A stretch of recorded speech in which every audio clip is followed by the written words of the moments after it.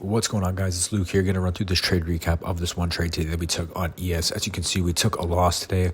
I was gunning for the London lows, which would have been about a 1.38R trade. We ended up getting stopped out. The price ended up running after that right to those London highs.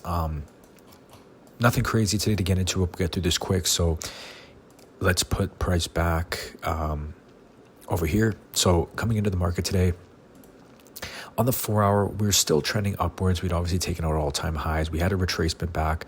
On the 4-hour, price was just a little bit choppy. So there wasn't really much on the 4-hour going on.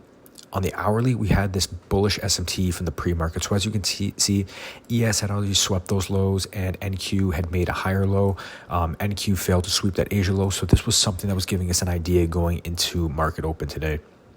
So coming into the market, though, we had price reacting off of this hourly FVG. So that was something that was in the way of me taking longs. But as soon as lower time frame order flow started to give us a flip bullish, this is where I wanted to see longs taken up to London high. So after market open, price immediately flooded down and kind of left these relative equal lows down here. So I was hoping that price was going to sweep and then we'd get a move off of those lows. But from there, price decided to shift up. A good entry in here would have been on this 5-minute IFVG flip right here, but I just didn't see an entry on the 1-minute, which I liked. And then from there, price just continued to rip up. And then eventually we got this pullback right here.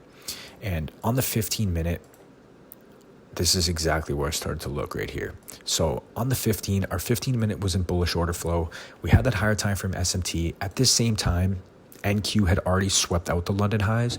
So if I put the tool on, you'll see we already swept these London highs at this point. So NQ was leading. I didn't really view this as an SMT. I'm like, ES is so close. The 15 minutes in bullish order flow, the 5 minutes in bullish order flow. I want to see a continuation model up to take out the London high as long as they can get an entry, right? So we're respecting this 15-minute gap. We have this higher time frame bullish SMT. We're super close to these draws on liquidity. We have these relative equal highs, all this low resistance liquidity. And this was my entry right here on this pullback candle right here. I got a little bit of a late fill, but as you can see on the 1 minute, we inverted this bearish fair value gap. We came back in, and then we closed back within the IFVG, and then we got a strong bullish close out of it. So this was my entry right here at the 11:01 candle.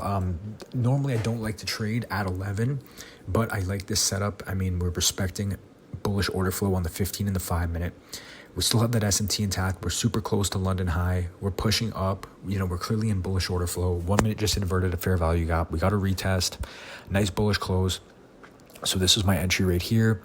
And then price just immediately flooded down, took us out. And then eventually it went up to London high. So if we go back, we can see kind of what we did wrong here. Number one, I should have viewed this more so as an SMT because like we said at this time where we took this trade, let's go back here.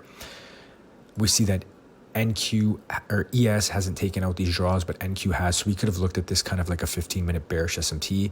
We could have honestly anticipated a deeper sell-off to occur before we had that continuation push up. So even though we were within this 15-minute gap, a deeper pullback, like to equilibrium or something like that was definitely possible, which is actually what ended up happening. Then if we look also on the hourly, we had to notice that price was still within this hourly bearish fair value gap, and it failed to close above it on that 10 a.m. candle. So that clearly, provided the reaction down, and then we eventually manipulated to the upside. So takeaways there, it was a pretty good trade. Again, we're following that order flow. 1 minute entry was solid.